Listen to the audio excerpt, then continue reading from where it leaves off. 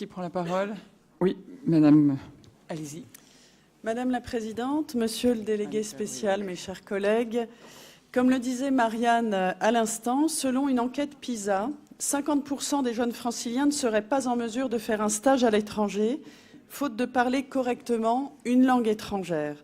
En parallèle, seuls 4% des Français parlent couramment anglais, et si 48% des Français apprennent l'anglais pour des raisons professionnelles, 23% d'entre eux déclarent être passés à côté d'une opportunité d'embauche à cause uniquement de leur niveau d'anglais. Oui.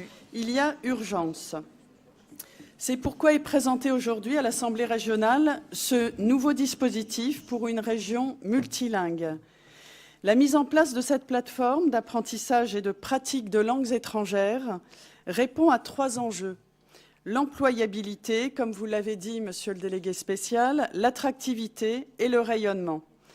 L'employabilité, 70% des recruteurs privilégient naturellement les candidats dotés d'un socle linguistique solide.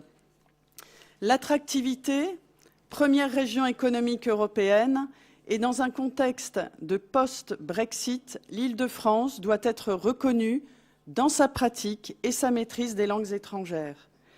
3e point, le rayonnement en Europe et dans le monde.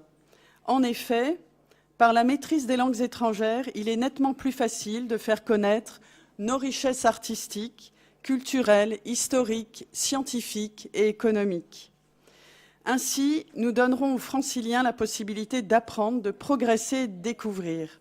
Alors, que la région accueille 40 millions de touristes par an, que les JO s'y dérouleront, que près de 360 entreprises s'y sont implantées en 2016, dont 21% venant des États-Unis, que l'Allemagne est notre premier partenaire commercial, nous nous devons d'apporter tous les outils nécessaires pour que l'attractivité régionale bénéficie en premier lieu aux Franciliens.